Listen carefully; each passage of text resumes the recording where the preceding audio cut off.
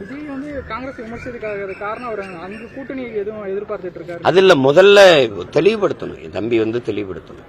நம்ம வந்து பாரதிய ஜனதா என் கொள்கை எதிரிங்கிறாரு.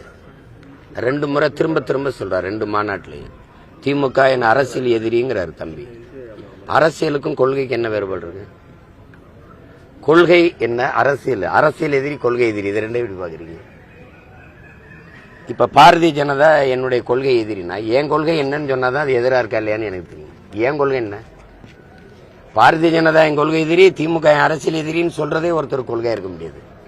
எதனால என் கொள்கை எதிரி பாரதிய ஜனதா? இப்ப நான் சொல்றேன், இந்த நாட்டின் மிக முதன்மையான அமைச்சர் ஐயா அமித்ஷா வந்து எங்க ஊர் மதுரையில இந்து மக்களின் ஒற்றுமைன்னு பேசுறது என் எதிரி, என் கொள்கைக்கு எதிரி. இந்திய மக்களின் ஒற்றுமைன்னு அவர் பேசியிருக்கணும்.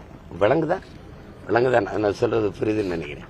ஒவ்வொரு இடத்துலயும் நீங்க எப்படி யோசிச்சு பாத்தீங்கன்னா, நீங்க இது மாதிரி மணிக்கணக்க பல 100 உதாரணங்களை நம்ம சொல்ல முடியும். ஏன் அது என் கொள்கை எதிரி அப்படின்னு? அது சாமியை காப்பாற்ற போராடும், நான் பூமியை காப்பாற்ற போராடுவேன். இவங்க எல்லாரும் சந்திர மண்டலத்துல காத்து இருக்கா, தண்ணி இருக்கான்னு பாப்பாங்க. இங்க வாங்கங்க, வாழுகிற பூமியில இருக்கிற தண்ணியும் காத்தையும் காப்பாற்றுவோம்ங்கிற நாங்க. முரண்பாடு தெரியுதா? அதான் இங்க இருக்கிற சிக்கல். இன்னைக்கு கூட்டம் வச்சிருக்கீங்க, கிறிஸ்தவர்களோட கலந்துரையாடல், ஏற்கனவே இஸ்லாமியர்களோட கலந்துரையாடல் பண்ணுவீங்க. இது எதுவும் காரணம் இருக்கா? சிறுபான்மையை நோக்கி செல்வாங்க, அது மாதிரி வாக்குனதை நான் 10 வருஷம் ஆயிடுச்சு தேர்தல் அரசியலுக்கு வந்து. முன்னாடியே செஞ்சிருப்பேன்ல. தெளிவுபடுத்தணும். எனக்கு நீங்க வாக்கு செலுத்துங்க, செலுத்தாம போங்க. முதல்ல எது நமக்கான அரசியல்னு தெரிஞ்சுக்கணும்ல. என் உடன் பிறந்தார்கள் தெரிஞ்சுக்கணும். நாங்க என்ன வேலை செய்யறோங்கிறதாவது முதல்ல தெரிஞ்சுக்கணும். அது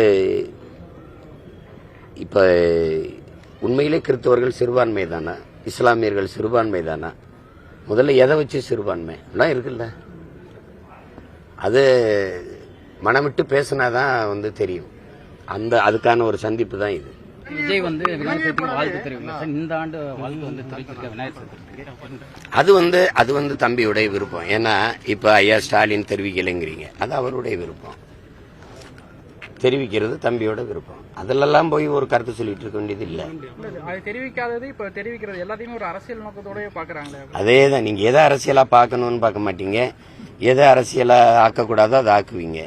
மலையை வெட்டிட்டு போவான், அது உங்களுக்கு அரசியலா தெரியாது. மண் அள்ளி விற்பான், அது அரசியலா தெரியாது. தண்ணியை உறிஞ்சி விற்பான், அது அரசியலா தெரியாது. எதையுமே உங்களுக்கு தெரியாது. அப்ப இந்த மாதிரி சின்ன சின்ன இதை பிடிச்சிட்டு தொங்குவீங்க. நீங்க யானை போவதை விட்டுட்டு கொசுவை பிடிச்சி அடிச்சுட்டு கிடப்பீங்க. உங்க பிரச்சனை தானே. யானை போயிடும், கொசு உள்ள வரும்போது தடுத்து பிடிச்சி அடிச்சுட்டு